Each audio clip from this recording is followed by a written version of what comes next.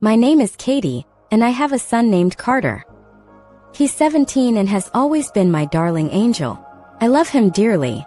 My husband David is kind and we are a happy family. But I titled my story Cursed with a Bi Child for a reason. I grew up in a conservative church that was cruel to anyone who didn't fit their standards. My family followed these beliefs closely. My sister Rose didn't. She stood up against our parents and the church.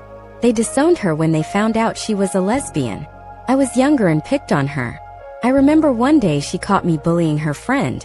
She said, "God will punish you for this. You'll get a cursed child to atone for your sins."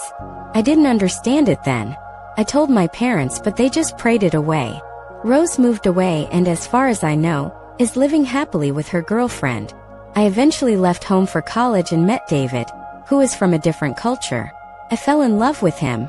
At our wedding, my parents berated us for not following their beliefs.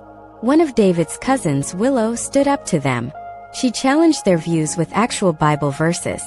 I began to see how wrong my parents were. A few months later, I got pregnant with Carter. I was thrilled. My parents were excited too, thinking I was finally doing something right. But during my pregnancy, I realized just how toxic their beliefs were. I didn't want Carter growing up around that. I reached out to Rose, but she said she couldn't be in my life as long as I talked to our parents. I decided to cut them off. Carter was born healthy and loved. Rose and her girlfriend Julia became friends with my family. They even baked the best cakes. Yesterday, Rose texted that she was coming to visit.